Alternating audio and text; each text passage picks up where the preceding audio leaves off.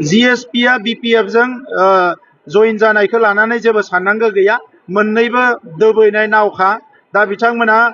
already दैयाव दोबैबाय थानाय नावा गंनै जा गंथाम जा जेब्ला दोबैखानानै दंखायोबा बेखौ बोखांनाया एसेबां गोरलै नङा आरो दिनैनि समाव हाग्रामा महिलारि बिथाङा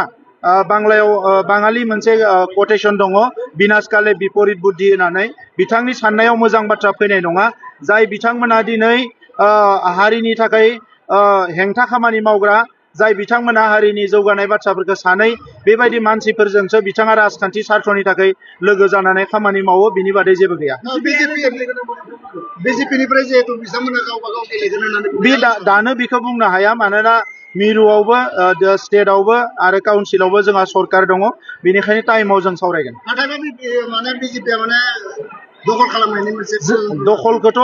दखलदारि सोर दखल खालामो ब्रिटिशफोरासो दखल खालामो जोंथ' दायो बिटिआरआव 3200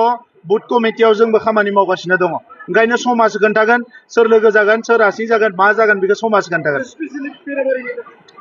खैराबारिनि थाखाय दिनै आङो गोबां फोसावदों नैबे जि अडिटोरियाम बेखौबो जोङो लुगोन ताम्रेश्वर देवालयखौ लुगोन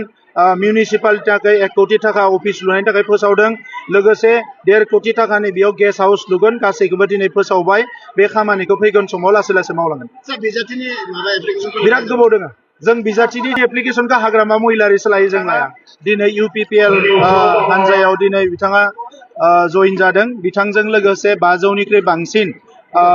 माखासे सोद्रोमा बिथांमोना जइन जाफैदों आं बिथांमोनखौ बयखौबो बरायदों आरो खैराबारि ब्लक कमिटिया धरणी बर' आरो बिथांनि गोबां